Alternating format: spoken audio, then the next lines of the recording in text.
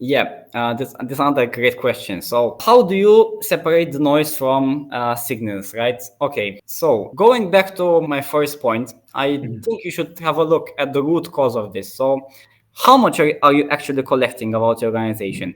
Why are you collecting this data? Because, in essence, a lot of unnecessary information, a lot of unnecessary logs, a lot of unnecessary events and alerting would cause unnecessary noise. You need to determine what makes sense for you to collect and analyze. So I think it's very important that we make a distinction between noise and signals, right? Yeah. So I'll give you an example. Let's say that we have an employee and this employee downloads 500 files from a shared drive over the span of 3 hours, for example, right?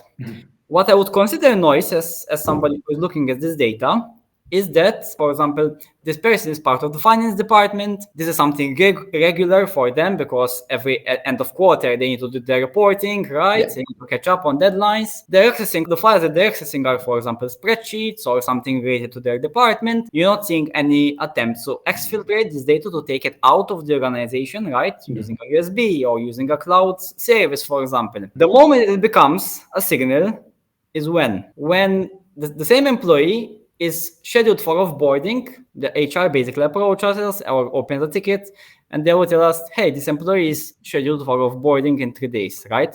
And then you will see, for example, data. You'll see events where this employee is trying to access folders not related to their department, and they're attempting to rename them and put them on cloud storage. This is the point where you flip that switch and you say, "Hey, this is a signal."